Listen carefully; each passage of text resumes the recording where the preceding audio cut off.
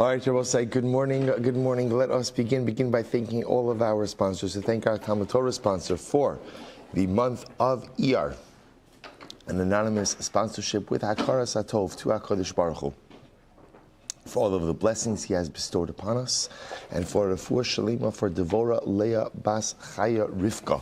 May we all be Zochem Eretz Hashem to witness the imminent coming of Mashiach Mihira B'Yameinu. Amen.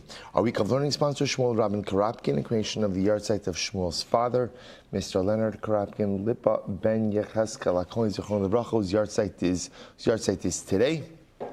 We hope that in the merit of our Talmud Torah, the Neshama will have an aliyah and the family in Nechama. I will say with that, we have a lot to do today, Baruch Hashem, some really incredible and overwhelming Gemara today, over the next couple of days. So today's daf is Pei Daled, 84. We are in Meretz Hashem picking up on Pei Gimel and Beis. We have a lot of ground to catch up on over here. I'd like to say in the middle of the page, but it's actually a little bit higher than the middle of the page. Okay, Rabbi Lazar, Shimon, Ashkach Lahu, Parhagna or Parhaguna. So I will say it's about, I'm going to have to count from the top actually. 2, 4, 6, 8, 10, 12, 14, 16, 18, about 19, 20 lines down from the top. So Rabbi Shimon. Now, just to understand how incredible this is and just the timing of this Gemara. So remember again, this is Rabbi Lazar, who is the son of Rabbi Shimon Bar Yochai. Rabbi Shimon Bar Yochai, whose yard site in Meretz Hashem is B'Shah Tova Matzlachas, this Motzei Shabbos and Sunday, Lag BaOmer. So, Rabbi Lazar, the son of Rabbi Shimon Bar Yochai, Ashkach Lahu Paraguna Tekatafis Ganavi. He found this Paraguna. So what's a Paraguna? Rashi says over here, Memuna Shel Melech, someone who's appointed by the king, one of the officers of the king. And what was this guy's job? This guy's job was to catch thieves. That was the idea. Rashi says, son. His job was to catch thieves. Whenever he was an officer of the king, catch thieves. Fine. So Rabbi Lazar was intrigued by this guy. He said, how do you catch thieves? Sometimes these thieves, they're so cunning and conniving, like beasts of the forest. Okay, so he quoted the pasuk to this guy, whichever the pasuk is. But the point over here is that the thieves are often cunning like the animals of the forest. Like the animals of the forest know how to disguise themselves, know how to hide. So he asked this officer, how are you able to catch the thieves? And he was said the following, Dilma shaklis tzadiki v'shafkis rishi. Now, what Rabbi Lazar was really intrigued by was this idea is, how do you know that the people you're really catching are really criminals? In other words, maybe you're going ahead and you're catching tzaddikim and freeing the criminals. In other words, how do you know that what you're doing is truly just? So this is incredible. So the officer essentially said, you know what could I do? I'm appointed by the king. So essentially what the officer was saying is, you're right. Right, it is possible that maybe I'm catching the wrong people. In other words, maybe I'm catching the tzaddikim and leaving the risham, or maybe I'm catching the risham. In other words, there is a certain suffix. At times, I'm in doubt as to whether or not I'm actually catching the right people. Amar ta agmarcha hechi seheri tavid. So Rabbi Lazar said, you know what? Come to me. I'm gonna show you. I'm gonna give you a strategy to be able to catch thieves, to identify who's a thief and who's not a thief. All right, what's the strategy? Go into the chanus. Now, chanus literally means a store, right? But really in this context, really means like an inn, a place where people would sometimes go to eat. So go into the inn, go into the store at 4 hours of the day. All right, now watch this. If you walk in, now this is 4 hours into the day. If you walk in at 4 hours into the day and you see a guy holding a cup of wine and dozing, so this is kind of a little bit early in the day, only 4 hours into the day, holding a cup of wine and dozing. So the Gemara says, Sha'al iluya. So inquire after such an individual. Itzur merabananhu v'nayim aktumi kadam l'girsei. So if it turns out that he's a Talmid Chacham, so again, and you see him dozing, that's okay. He probably got up early that morning to learn. So he got up early that morning to learn. This is like his meal of the day, first meal of the day. So he's tired. It's interesting. The Gemara doesn't attribute the fatigue to the wine that he's drinking 4 hours into the day. Right? They make him differently today. Right? So it's interesting. So he attributes the dozing to the fact that he got up very early in the morning. If you ask after this person, and it turns out that he was a worker, so it's a laborer. So it's possible that he got busy earlier in the morning. So in other words, the Gemara is saying, so Rabbi Elazar is saying, find out why the guy is so tired. So if he's a Talmid Chacham, it's because he got an earlier start in the morning. If he's a laborer, it's because he got an earlier start in his day.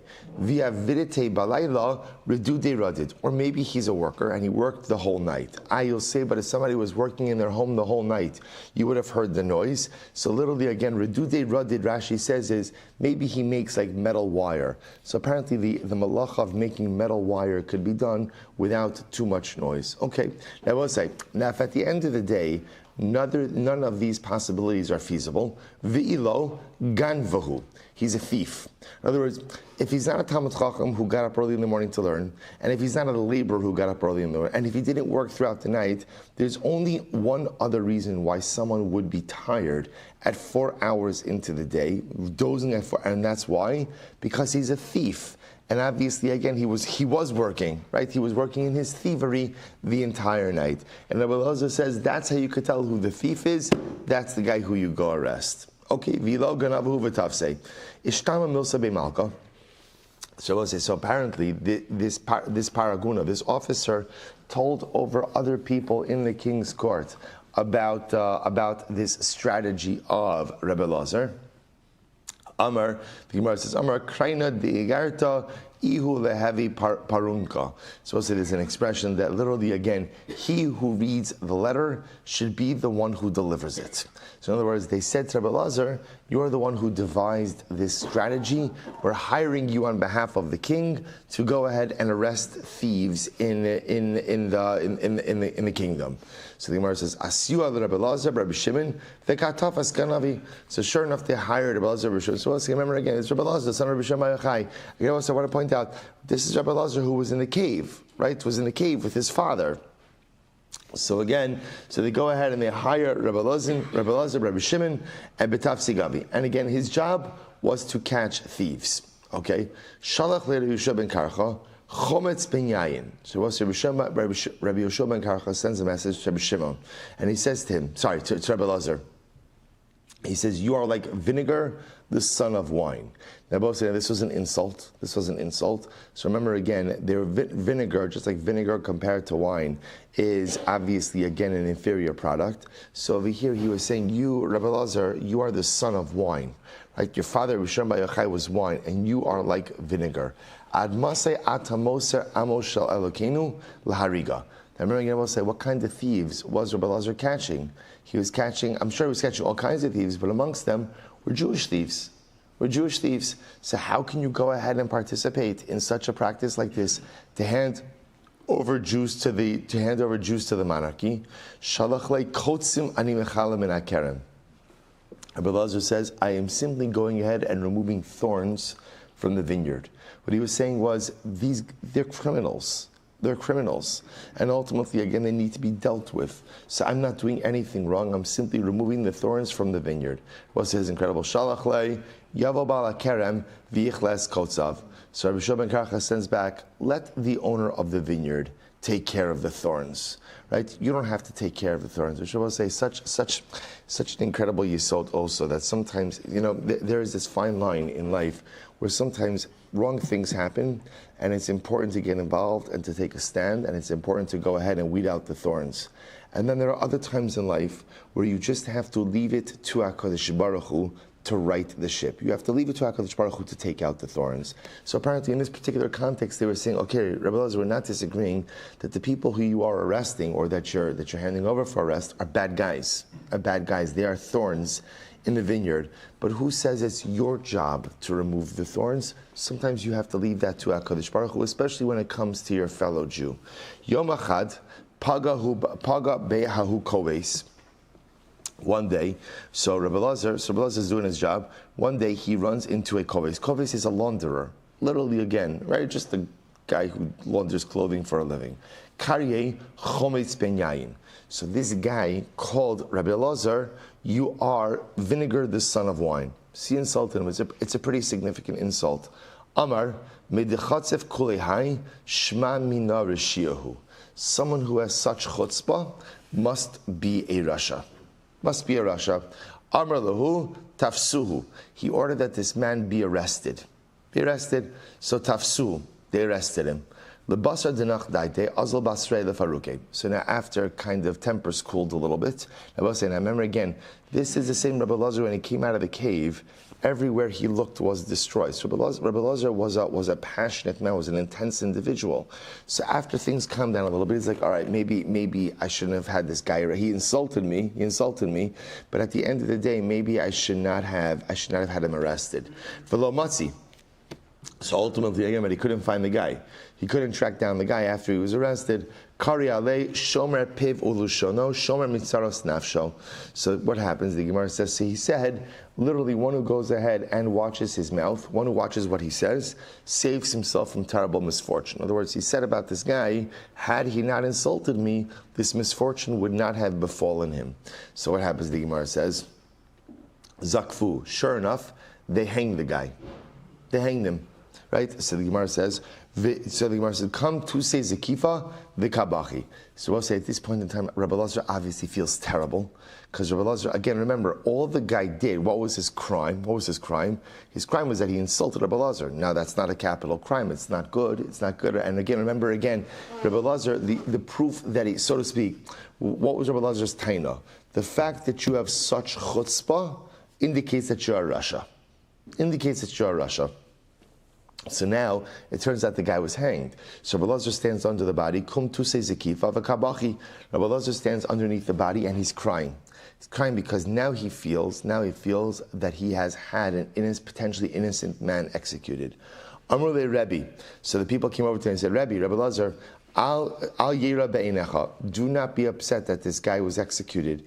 Shehu ubeno ba'olu na'ara murasa b'yom kippurim. Wow. This guy, he and his son had an illicit act of relations with a betrothed girl on Yom Kippur. So there's obviously like multiple layers to that particular transgression. So the point over here is they said to Rabbi Lazar, the guy was a rasha. So hiniach yado al b'nei meyav. He put his hand literally again on his stomach, like on his kishkas. Amar sisu b'nei meyav sisu. Rejoice my kishkas, right? Rejoice my innards. Masfekos shalachem kach, vadois shalachem alachas kama v'kama. So essentially what he was saying was, his intuition was correct about this guy. And if my intuition is correct, that's what he calls a suffix. If my intuition is correct, then all the more so my definitive judgments are correct as well. Muftach ani bachem, shein rima v'tola sholat es bachem. I know that also even after I die, there'll be no decomposition of my body. In other words, that my kishkas, even my intuition is correct, Allah has come. No decomposition will befall me. I will say, I'll just find something amazing. A lot of incredible things we'll pick up along this journey of Gemara. I will say, but it is very striking how when you see chutzpah, so chutzpah is indicative of rishus. Chutzpah is indicative of just a person of very low moral quality and low moral caliber. And I will say, it makes sense. The defining quality of a Jew is tznius, is modesty. I'm not talking about dress. I'm talking about modesty in character. And when you see a person who is a mechutzaf, a person who is just arrogant, who is brash, who just doesn't conduct himself in an appropriate way, that is absolutely indicative of moral decay. Now, this is an extreme case of moral decay, but it is important to understand, and that's why, again, in Yiddishkeit, you do see such an incredible emphasis on conducting oneself in a more modest fashion. Really incredible Gemara. So what happens? So the Gemara says, and I both say, now, even though it turns out that Rabbi Lazar was justified, right, in the arrest of this guy, and it was turned, even though he did not execute this guy. But ultimately, again, he orchestrated the events that led to his execution. And it turned out that the guy was really a culpable individual. Rabbi Elazar still felt very unsettled about how everything occurred. He just felt very unsettled. So the Gemara says, what happened? So we'll say, so he's looking to figure out, like, what does HaKadosh Baruch Hu think about what I did? In other words, in the eyes of God, did I do something right or did I do something wrong? So this is interesting, Gemara. Ashkiyu sama deshinta. So they gave him like an anesthetic. Va'ilua labeisi deshisha, and brought him into a house of marble. Now, we'll say, this is talking about over here where often they would do surgery in like in Talmudic times, the sterile environment was a marble home, because apparently in a marble home the winds don't have as much of an effect, and so it was considered to be more sterile environment. So they go ahead and they do surgery. What do they do with him? The Gemara says, they essentially what they did is, going to Rabbi Elazar was very obese. They did liposuction. So what they did is they opened up his stomach, the kamaf kimine dikule de tarba. And apparently, again, they extracted buckets and buckets of fat. Umose b'shim Tammuz, right? Vav, and they left it in the sun in the months of Tammuz and Av, which is the summer. V'lo masrichi, and they didn't decompose. So the Gemara says, I call tarba nami lo sriach, but generally, again, I guess fat taken from a person doesn't decompose. To which the Gemara says, kol tarba lo sriach, shuraiki sumki masriach. So in general, again, I will say the idea over here is, so generally fat doesn't decompose, but generally when you extract fat from a person, there's like some fleshy membranes that are there that does decompose. Hacha af agav diika shuraiki sumki lo masri. Rabbi Elazar, nothing decomposed. Kari anafshe af bisari yishkon lavetach. So Rabbi say this was the litmus test for him. An interesting litmus test. Right? So he said, af bisari yishkon lavetach, according to the pasuk, even my flesh will endure forever. The idea is that nothing about him decomposed. Rabbi say, now why was this a test? This goes back to before. He went on a hunch. Right? He had an intuition. So intuition, so to speak, is associated with your kishkas, right? With your inside. You feel something on your inside. So how does he know if his intuitions are correct? Now again, it turned out that what he did was correct, but he was asking more like in the eyes of HaKadosh Baruch Hu. So he devised this test. Will my insides, so to speak, decompose? If they'll decompose, that's indicative that perhaps again HaKadosh Baruch Hu is not happy with my intuition. If at the end of the day it didn't decompose, which it didn't, af bisari yishkon lavetach, even my flesh will remain forever. He felt that was indicative of a sign from HaKadosh Baruch Hu. That the Rimon Shalom blessed his intuition as well. All right, incredible. Va'af Rabbi Shmuel, Rabbi Yossi, Mata, top of Pei Daled, Mata ki haimaisa liyadeh. So this is actually very interesting. Rabbi Shmuel Rabbi Yossi was also appointed by the king. 84a Pei Daled Amud Aleph. Rabbi Shmuel Rabbi Yossi apparently was also appointed by the king to be an officer to go ahead and arrest thieves. Paga be'elio. So we'll say it's incredible. So who so to speak bumps into Rabbi Shmuel Rabbi Yossi? Elio Hanavi. Amarle admase atomoser amosha Elokeinu lahariga. What are you doing, handing over Jews to be executed? In other words, we'll say Elio is not saying that the Jews were innocent, right? He's not saying you're handing over innocent people. He's like, but why are you doing this to Jews? I want to say that again. Let's someone else deal with the guilt or innocence of Jews. Why are you handing over the criminals? Now, I will say, I just want to be clear. It's important to give a very important qualification over here. Remember, if somebody represents a threat to the community, then of course, again, one has to go ahead and deal with the authorities, and one has to be able to go ahead and address someone who's a threat to the community. It must have been these guys who they're talking about over here were like petty criminals who were doing whatever they were doing in greater society. So again, they definitely deserve judgment. But Elio says to Rabbi Shmuel, why are you getting involved in this? Why are you getting involved in this? Amrle, ma'i avid hamra demalkahu. So again, I will say, Rabbi Shmuel said again, what do you want from me? I'm an officer of the king. The king appointed me. So the Gemara says, Amrle avucha arek la'asya, At arik lelutkia. So he said, your father, when he got into some trouble with the government, he ran away to Asya. So you should run away to Lutkia. So Eliyahu was telling Rabbi Shmuel, extricate yourself from the circumstance. Extricate yourself from the situation. Run away. I understand you can't change anything, so move, leave. I would say a tremendous Musar Haskell. There are times in life when we are in problematic situations, and my avoda is to go ahead and navigate them and fix them. And then there are other times where the circumstance is so broken that sometimes my avoda is to remove myself from the circumstance.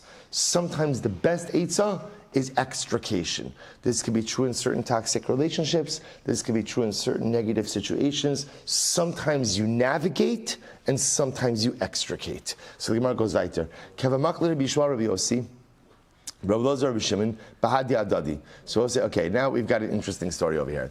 So Rabbi Shmuel Rabbi Yossi and Rabbi Shimon, when they would be next to each other, right? Hava ayu bakra de turi beinayu, velo hava nagabu. So we'll say, so apparently, Rabbi Shmuel Rabbi Yossi and Rabbi Shimon. So we'll say, remember again, these are the two personalities we just discussed. They were both just appointed the officers of the king to catch thieves. So apparently, they were incredibly obese, so obese that when they stood stomach to stomach, a team of oxen could pass underneath them, underneath their stomachs, right? And we're not touching them. Obviously, this is hyperbolic, right? But the point is, it's talking about that they weren't just a little bit overweight, they were incredibly obese. Okay? All right, this is an interesting exchange over here. So a certain noblewoman came over to them and said to them, clearly your children are not your own. In other words, what she was saying is, you are too obese to possibly be intimate with your wives, and therefore, again, the fact that you have children, those children must have come from other men. Amr lahen, so it's interesting, they responded, Shalahen gadol mishalanu. Now, what they responded was like this. Now, what they responded was like this. Rashi says, Shalahen gadol mishalanu, kresim shal nishosenu gadol mishalanu. Now, they gave an interesting answer and never, ever go down this road. Right? They said, you think we're fat, you should see our wives. You should see our wives. Right? So let's say, now by the way, Gemara doesn't say they also did not go home that night. Right? Well, so they say, you think we're fat, you should see our wives. So the Gemara says, Ike da Amri. So first of all, it's strange that that's an answer. What exactly does that mean? So the Gemara says, "Ige da'amri hachi amrulei ki ish gevuraso ki ish gevuraso." Okay, so I'll say so now what they were otherwise what they were saying was like this. What they were saying, also very interesting exchange, which we'll discuss in just a moment.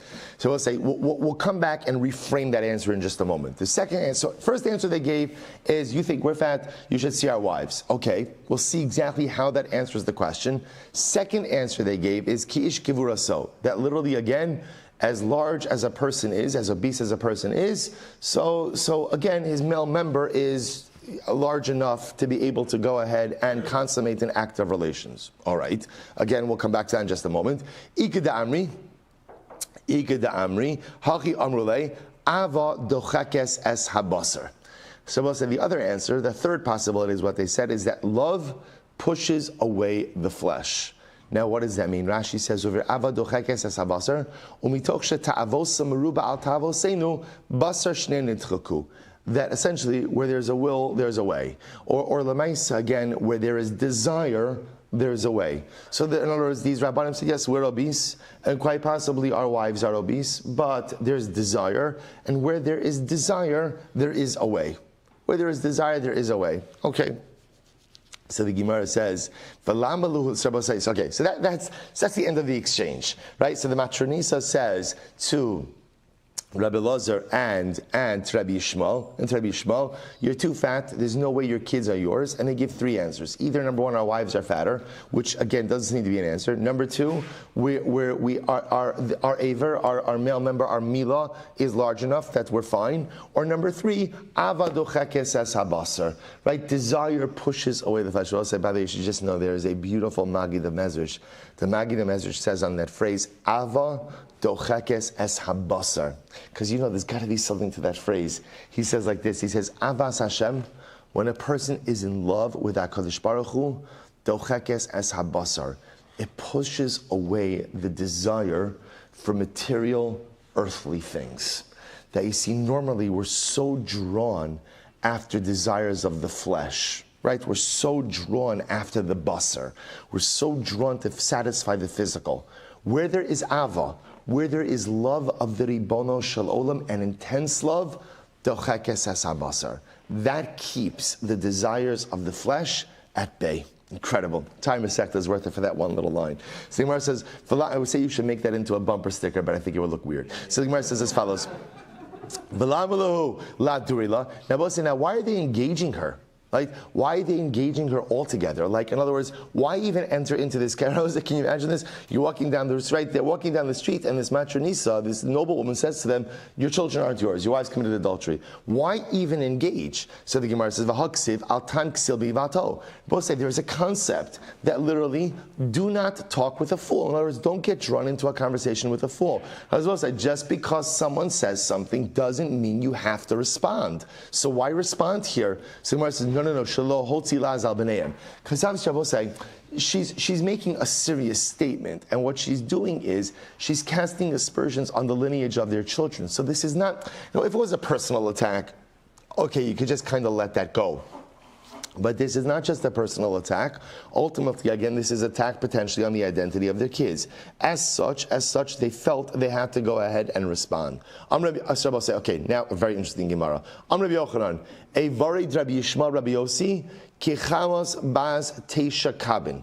So literally again, the Makom Mila, the male member of Rabbi Yochanan, of Rabbi Shmuel, was the size of literally kechamas. Chamas is like a jug or a canteen, right? A jug, bas teisha kabin, that held 9 kabin. Amra Papa, a varid Rabbi Yochanan, kechamas bas chamisha kabin, varmili bas shloshas kabin, Rav Papa gufei ki dekuri dehar panoi. Okay, so I will say. They definitely skipped this in yeshiva, but I'm just saying, right. But Lamaisa, so we'll say, so this is an interesting Gemara, right? They're coming along over here and telling us how large the Mila, the Makom Mila of these respective Rabbanim was. So we'll say, what is this, right? What is this doing here? So Tosas points out over here. Look at Tosas in just a moment. Tap Tosas. Elu dvar nechtevu shlo lahotzi laz al bnei adam shahayu kach. So apparently, the common denominator amongst all these rabbanim is they were obese, and apparently very obese. So one would have thought when someone was so obese, it's impossible that they could have consummated an act of relations. So the Gemara comes along and tells us the size of their milah in order to go ahead and indicate they were fine. They were fine. So obviously I will say, and again, using that context, it's probably a bit hyperbolic, right? Because again, measurements like that are a bit exact and a bit hyperbolic. So the Gemara says, that's what Tosafos says. It's coming along to tell us that halacha l'maisa, again, they were just fine in being able to consummate an act of relations. And it's brought up because, again, apparently, could be that for each of these individuals, so somebody was casting aspersions on the paternity of their children. So we'll say, in order to solidify their yichus, that's how the Gemara says it. So we'll say, I was thinking about this a little bit, that sometimes the Gemara talks about the size of a person's milah, of the male member, not necessarily to discuss the actual dimensions, anatomical dimensions, but rather sometimes when the Gemara talks about someone being, having a large makom milah, so it's a reference to the fact that they have overwhelming desires for physicality, right? For example, the Gemara does this by Shimshon. We had this in Maseches Sota. The Gemara talks about, again, how well endowed Shimshon was. And again, you look at these Gemaras and it's like, what? First, how does anyone know that? That's number one. And second of all, like, what is that? Supposed to say, so sometimes it's a metaphor for someone who just has overwhelming desire for physicality and specifically sexuality. So perhaps, also what the Gemara is also highlighting over here is everybody has different desires. There's no person in this world who's not drawn to desires for something. So some people are drawn for overwhelming desires for money, and some people are drawn for overwhelming desires for sexuality. Lest you think that because you have overwhelming desires, that precludes you from actualizing your inner greatness, or that precludes you from becoming a tzaddik. How could I be a tzaddik? How could I be a tzaddik? How could I become Talmid Chacham when I'm drawn to such base things, and I'm drawn to them constantly and perpetually? So perhaps what the Gemara is highlighting over here is there have been great men throughout the history of our people who have been drawn sometimes to even the most carnal and basic and lustful things, and yet despite all of that, have reined it in. Despite all of that, have found a way to keep it under control. Not to conquer it. I will say, it's kind of like lahavdil. It's like lahavdil in the world of addictions. One of the most incredible things about addictions, right? If you ever go to like a support group, it's fascinating.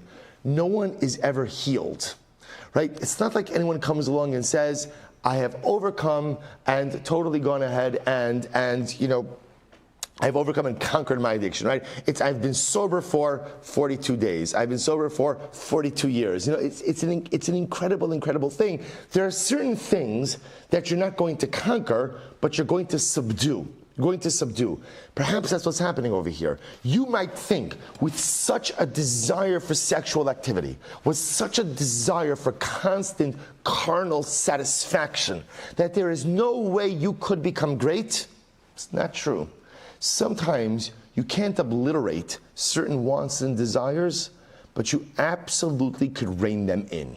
You absolutely could keep them under control, and by doing that, actualize your personal greatness. Perhaps that's what's happening over here. Perhaps these particular Rabbanim had these incredible, maybe even insatiable desires, but yet at the end of the day found a way to keep it in check, and because of that, we're able to actualize their personal greatness. We all struggle with something, and we think that those struggles prevent us from ever becoming something excellent. It's not true. Just got to figure out how to rein it in. What is the thing you struggle with? What is the thing that you constantly want? What is the thing you constantly desire? That's your nisayon in life. But you could find a strategy, you could devise a strategy to keep that desire in check and move forward and actualize your greatness. Incredible. Amar Rabbi Yochanan, Ana ishtay mishaper Yerushalayim. Rabbi Yochanan said, I am one of the last remaining members of the beautiful people of Yerushalayim. So this is actually a really beautiful Gemara.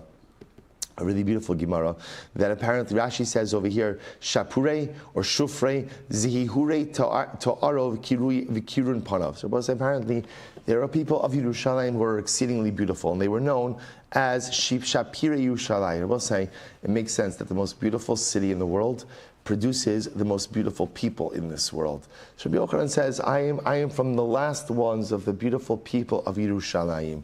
So the Gemara says, Hai man de boy, mechse shufei Rabbi Yochanan. If you want to get an idea of the beauty of Rabbi Yochanan, do the following. Naise kasa de kasa me silki. Go ahead and take a silver utensil that's right from the smith, right from the silversmith. So Rashi points out over here, when it comes right from the silversmith, it's still glowing, it's still red. V'namle partside durumana sumki, and fill it with pomegranate seeds from a deep red pomegranate. And put literally like a rim of rose petals around it. And then place this bowl with the pomegranate seeds and the rose petals in an area right between the shade and the sun. And I will say the radiance of that, which if you think about it, it's so beautiful. It's the redness of the silver bowl, right? With the redness of the pomegranate seeds, with the redness of the rose petals, all of that beautiful radiance, that'll give you like a glimpse into the beauty and radiance of Rabbi Yochanan. Incredible. So the Gemara says, Hahu zahure me'ein shufrei Rabbi Yochanan. So the Gemara says, Ini, is that true? V'hamar shufrei Rav Kahana me'ein shufrei Rabbi Yavo. The beauty of Rav Kahana was like a semblance of the beauty of Rabbi Yavo. Shufrei Rabbi Yavo kain shufrei Yaakov. The beauty of Rabbi Yavo was like a semblance of the beauty of Rabbi Yavo was like a semblance of the beauty of Yaakov Avinu. Shufrei Yaakov Avinu me'ein shufrei Adam Arishon. And the beauty of Yaakov Avinu, the radiance of Yaakov Avinu, was like a semblance, a little piece of the beauty of Adam Arishon. V'ilu Rabbi Yochanan lo kachashev. Yet I will say, in this list of beautiful people, Rabbi Yochanan is not included, right? Rabbi Yochanan did not make it to the list of the Talmud's list of most beautiful people, right? So we'll say, so again, every idea starts with us, by the way, I just want to tell you, right? Every idea comes from us. So the Gemara says, so how you're extolling the beauty of Rabbi Yochanan, but Rabbi Yochanan is not included in this list. Shani Rabbi Yochanan, the hadras panim lo havile. I will say this, as beautiful as Rabbi Yochanan was, he was missing the crown feature of beauty, which was a beard. He didn't have a beard. That for a Jew, a beard is considered to be, again, the kind of the finishing touch to his personal beauty. So again, he had all of this beauty, but Lamais, again, he did not have a beard. Okay, therefore he's not included in the list. Rabbi Yochanan have a ka'azav Yosef Ashari D'Tzila. So I'll say incredible Gemara. So now that the Gemara spoke about, again, the idea, the beauty of Rabbi Yochanan, the Gemara tells a story. Rabbi Yochanan would sit by the entranceway of the mikvah, of the women's mikvah. Amar kisalkun benos yisra mitzvila. So the Gemara says mitzvilas mitzvah lepago bi. So he wanted it that when the women were going home from the mikvah, and obviously again from the mikvah there is a mitzvah to be intimate, that they should see him. That they should see him. Ki hechi dilahavu bani shapiri kavasi gemiri oraisa kavasi.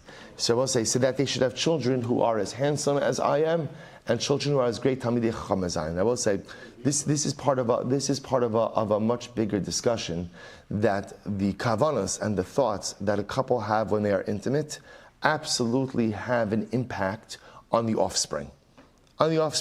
So therefore, again, he felt that if a woman goes home and is intimate with her husband and she desires to have a child who is handsome, right, and a child who is a Talmid Chacham, that could have a positive impact on the offspring. So the Gemara says, Amar li Rabbanan, lo mistifi mar me'ene bisha. So the rabbi said to Rabbi Yochanan, aren't you afraid of an ayin hara? In other words, that like Rabbi Yochanan is sitting there kind of saying, I'm pretty much the most handsome guy and the biggest Talmid Chacham. Everybody should have kids like me.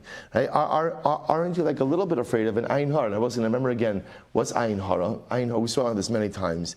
Ayin hara means that when you use your brachos in a way that could potentially make someone else feel bad, HaKadosh Baruch Hu essentially says, I didn't give you these brachos to make someone else feel bad, take them back. So here you are, kind of in a very public way, sitting by the mikveh, and again, highlighting the fact that you're handsome, that you're a Talmid Chacham, which all those things are true, but aren't you afraid maybe of some ayin hara? So what is incredible? Amar lei, Ara mizar di Yosef kasina telo shalta be'ena bisha.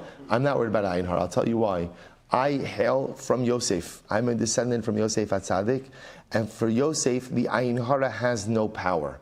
How do you know that ayin hara has no power by Yosef? Tichsev ben poras Yosef, ben poras ali ayin. So literally again, right, this pleasing son is Yosef, a pleasing son to the eye is Yosef. So Am Rabbi Avo, al tikri ali ayin ella ole ayin. Rather read it as ben poras Yosef, ben poras ole ayin. Yosef is a son who transcends the eye. The ayin hara has no power over Yosef. He learns it from here. V'yidgu larov b'keref haaretz. So we'll say this is actually the bracha that Yaakov Avinu gives to Yosef's sons, right? To Ephraim and Menashe, that literally again you should proliferate. B'keref haaretz. You should now, again, literally, you should proliferate like fish in the midst of the land. Mad dogim shebayam mechasim mayim mechasim osam ve'ena ayin sholat. That's why. So just like fish are not subject to the ayin hara. Why not? Because the water covers them.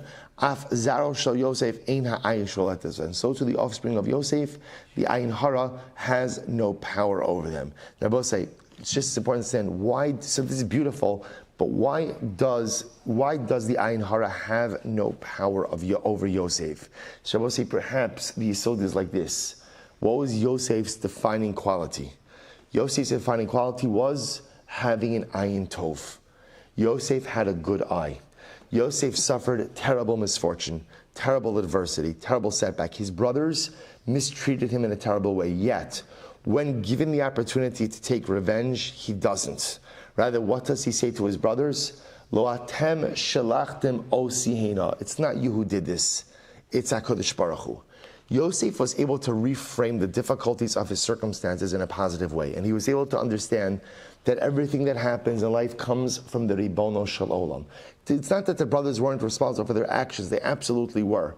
But he looked at them as simple messengers in the execution of a divine plan. And because of that, He was able to love them even after they mistreated him. He was able to take care of them even after they did not take care of him. The gadlus of Yosef was an ability to look at others and the ability to look at situations with an ayin tov, with a good eye.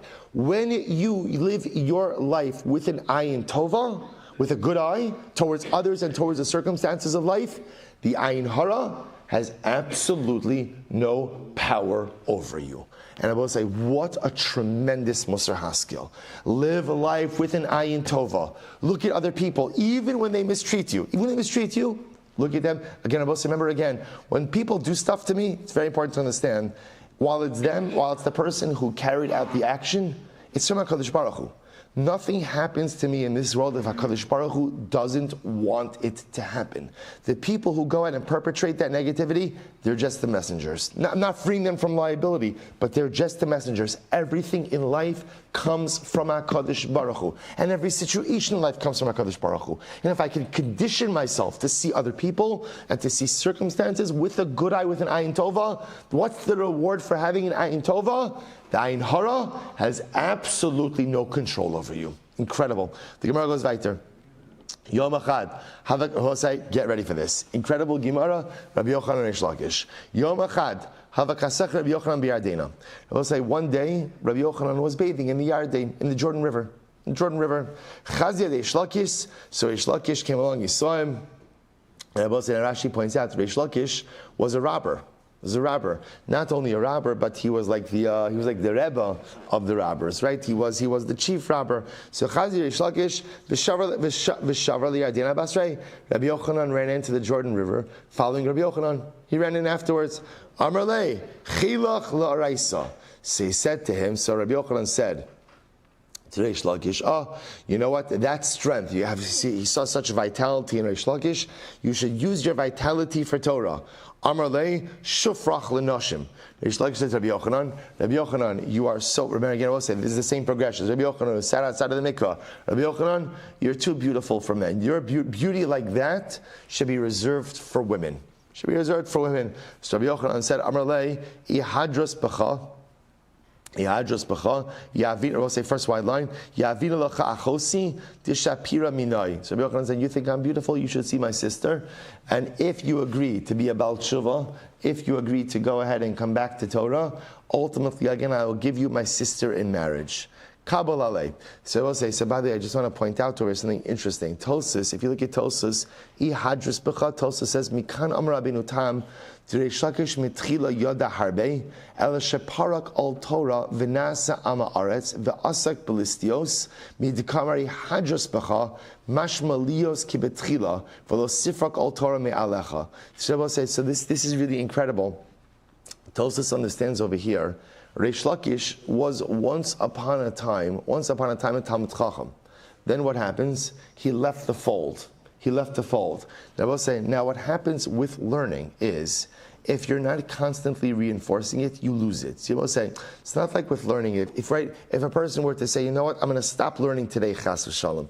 It's not the pshat that you retain everything you had beforehand. Rather, the way it works is once you leave Torah, Torah leaves you. And anything that you have acquired up until this point leaves you. Reish Lakish used to be a Talmid Chacham. Something happened in his life. He left the fold and he became a complete Amma Aretz. That's why Rabbi Yochanan uses the Lashon. He uses the Lashon I hadarta b'cha. If you come back, Rabbi Yochanan was saying, you had such potential. You were so great earlier on in life. If you come back, there is no telling what you can accomplish. So the Gemara says, so what happened? The Gemara says, good. So, good. Kabbalah, so Reish Lakish went ahead and accepted upon himself to come back to Torah. So the Gemara, listen to this. So the Gemara says, so so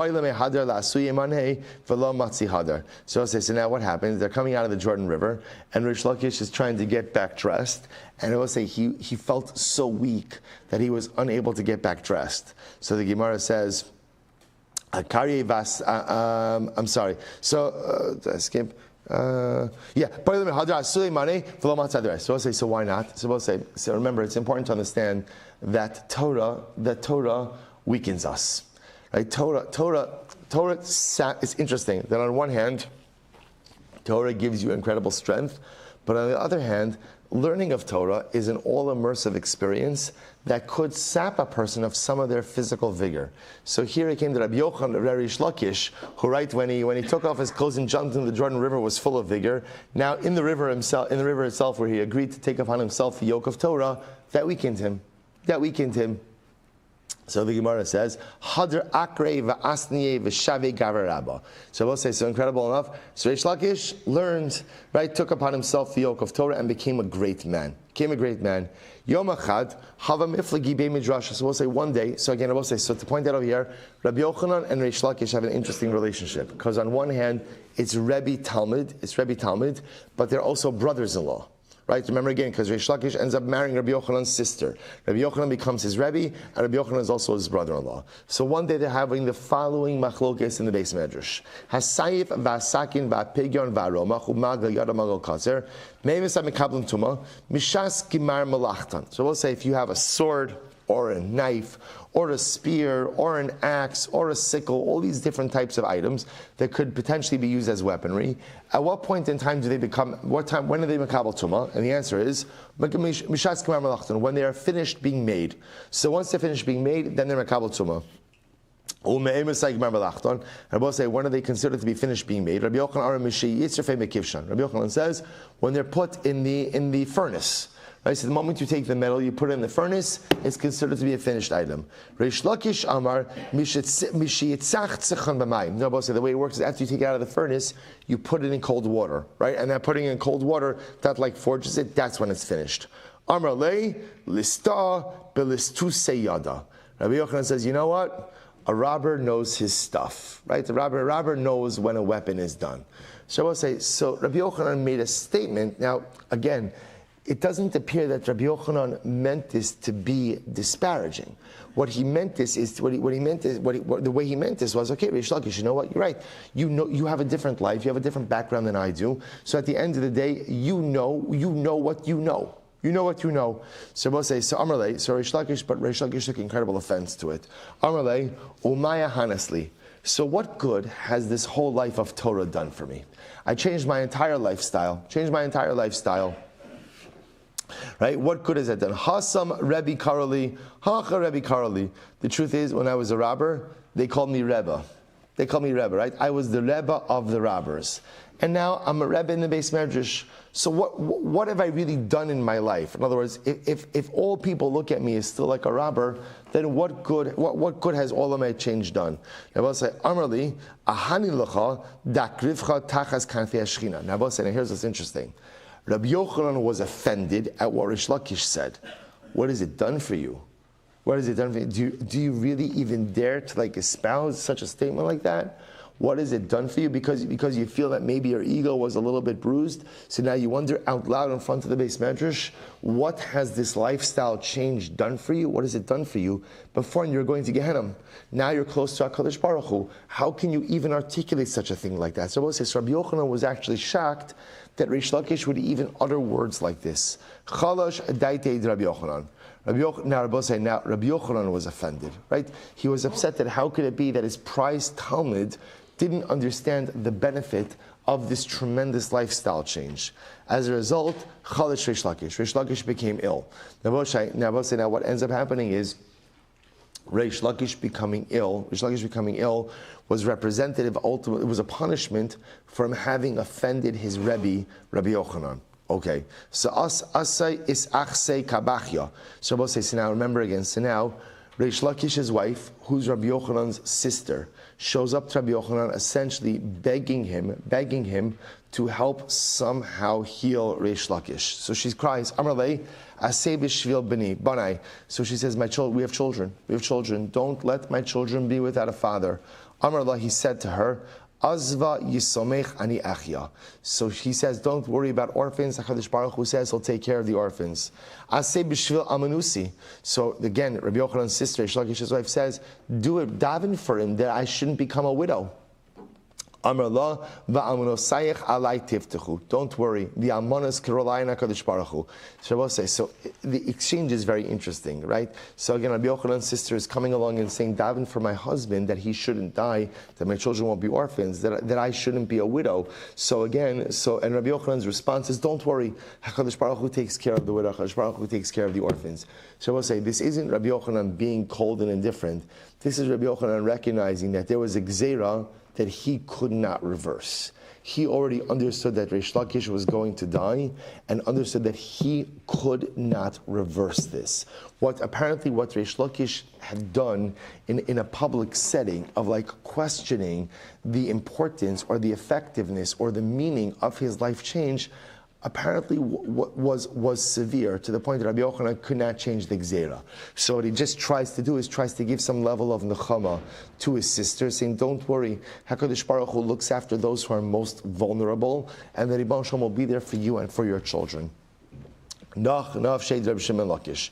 Rish Lakish dies. Rish Lakish dies. The Kametztar Rabbi Yochanan Basrei Tuva.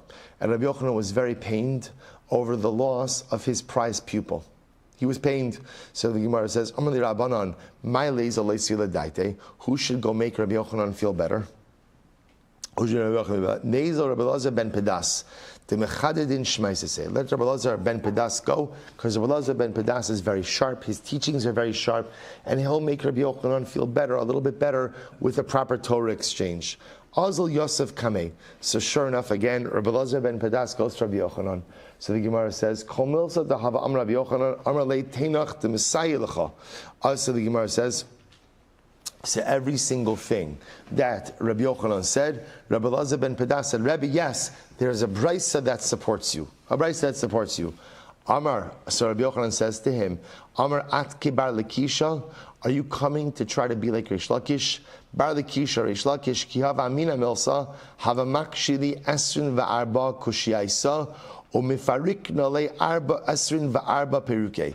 Every single time I would say something, Rabbi Yochanan said, Reish Lakish would ask 24 questions on every single thing that I said.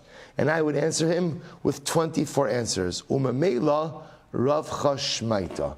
And as a result of our exchange, him asking 24 questions, me giving 24 answers, so we would develop a sugya together. Vi'at amrit tanat misayelecha. And what are you doing? What are you doing, Elazar ben Pedas? You're going on, you're bringing a brisa that supports me. Atulo yadana deshaper ka'amina. You think I need you to tell me that what I'm saying is correct? I know that what I'm saying is correct. I don't need you to support me. I need you to challenge me. So we'll say, by the way, it's actually fascinating that what it's saying over here is really something interesting. I will say one of the greatest ways to learn is to have your ideas challenged. To have your ideas challenged.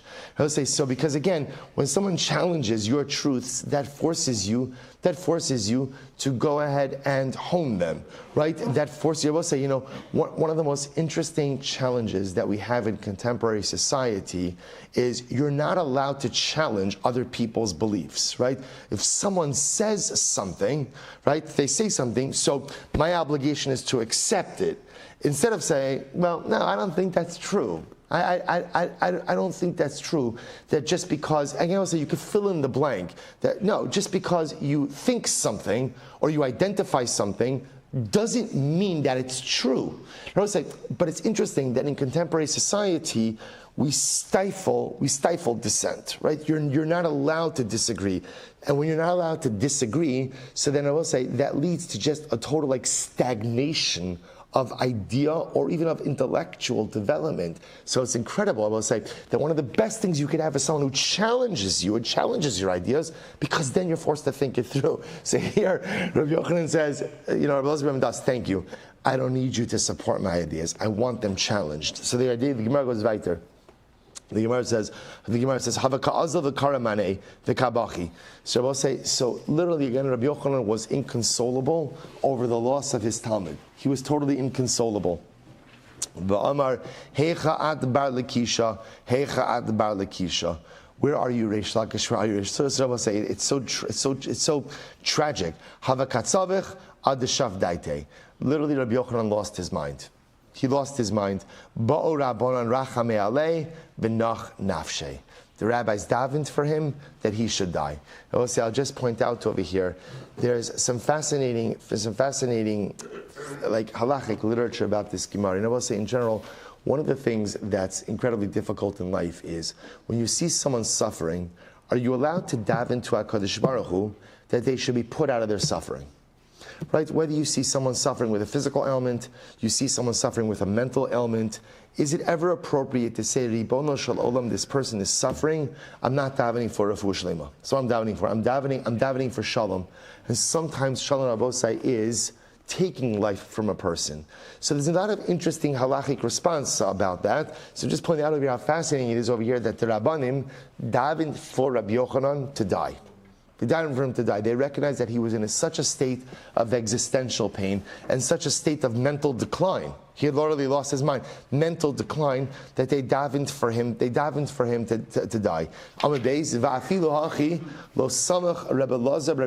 okay, if I will say, that's the end of the story. That's the end of that story. Again, I will say. So now the Gemara goes back to the original story. What was the original story? Rabbi Elazar, Rabbi Shimon. Right? I will say. So again, remember the case Rabbi Elazar, Rabbi Shimon. So we'll say first of all, this is Rabbi Yochanan Reish Lakish. So much to say over here, but again, not enough time. So the Gemara goes back to. We'll say. So now remember again, how do we get started on all this? Was the Maisa of Rabbi Elazar, Rabbi Shimon. What Rabbi Elazar, Rabbi Shimon? So we'll say. So that's the case where again the guy says, "You are vinegar, the son of wine." Right? So we'll say, and what happened? And Rabbi Elazar had him imprisoned. Right? Ultimately, he was executed. Rabbi Elazar felt terrible. Turned out the guy was mamish rasha. So again, remember, so Rabbi Elazar does the whole liposuction test to see liposuction test. Did I do the right thing? Did I not do the right thing? So the Gemara says, "Vafilu hachi." And even with all of this, right? Even with the liposuction test, where it was clear that Rabbi Elazar and Rabbi Shimon did the right thing, so the Gemara says, "Lo samach Rabbi Elazar Rabbi Shimon adaite kabil alei yisrei." So we'll say still. Rabbi Elazar Rabbi Shimon felt terrible about what happened to this guy. Like the fact that he was right. And I will say, the fact that he was right at the end of the day, what kind of led to these circumstances was what? Was the fact that the guy called him a name. Called him that you are vinegar, the son of wine. He didn't feel right that everything escalated because he responded to a verbal provocation. So what did he do? Kabil ala yisrei. He accepted physical suffering upon himself as a form of atonement for what he perceived as a sin. I just want to be clear. He didn't commit an avera. He didn't do anything wrong, but he felt that the way he acted was beneath him. So he accepted suffering. I will say, what was his suffering? In the evening, they would place beneath him 60 layers of felt, like bedding, 60 layers of felt. The tzafra nagdi mitusei shisi mishkali dama v'kiva. So I will say, so ultimately again, and in the morning they would remove 60 bowls filled with blood and pus. So apparently he was ill with sores, and the sores would emit all of this blood. And obviously, whenever you're dealing with such exact numbers, the Marshal brings down, it's not meant to be exact. The point is, it's a lot. It's a lot. He was really ill. Lemachar avdi le devisur. What's that first wide line? Shisi mani lipta va'achilu bari. His wife would prepare for him 60 different dishes made with dates. Apparently, dates have a curative power. So she made for him 60 different dishes with dates, and he felt better. So the Gemara says, "V'lo havashaf kisla devisu lemefak lebe midrasha." So I'll say this is incredible. His wife would not let him go to the Beis Medrash, so that the other Rabbanim shouldn't bother him. Because remember again, people did not like Rabbi Elazar. Why didn't they like Rabbi Elazar? Because he became an enforcement arm for the king, right? He was sending people to jail. The Rabbanim gave him a hard time. Why are you removing the thorns from the vineyard? Let HaKadosh Baruch Hu remove his own thorns. That's not your job. So his wife would not let him go to the Beis Medrash so that he shouldn't be bothered by the other Rabbanim. Ba'arta amar lahu. In the evening he would say, Achai v'reai bo. So we'll say in the evening he would say, my brothers, right, my brothers, my companions, come. That was a reference to his suffering. At night, he would invite the suffering upon him as a form of atonement. B'tzafra amar lahu zilu mipnei bittul Torah. In the morning, he would say to the suffering, leave me because I want to be able to learn. So he would accept the suffering upon himself at night, but during the day, he would ask the suffering to leave him so that he shouldn't be distracted from his study of Torah. So he was going to say, Yom Echad Shama Devisu. One day, his wife heard him say this, and she heard him say, Achai v'rei, right, my brothers, my companions, come to me, a reference to the suffering. She said, so the Gemara says, Yom Echad Shama Devisu, Amr lei, at kamaisis iluyach. So she went nuts. She said, I don't understand. You're inviting this suffering onto you? Like, she thought the suffering was just coming upon him. Now she hears him actually inviting the suffering upon himself. She says, Kalis mamon shel beis Abba. So apparently, again, she came from a wealthy family, and her family was supporting them. She said, you are using up all the money of my father's home. All of the money with all of the bedding we're ruining every single night, all the cooked dishes I have to prepare for you every single night. She said, you're inviting all of this upon yourself. So what happened? Imerda azul beinasha. She left. She left the house and she went back to her father's house. We'll stop here for today. Good. Right, leaving you on the cliffhanger. We'll say, incredible Gemara to be continued tomorrow. Dramatic. By the way, we have a couple of days of this. Incredible, right? 4:30 tomorrow morning. 4:30. Let's say, Shkoyach, everyone. We will continue the journey tomorrow. Shkoyach.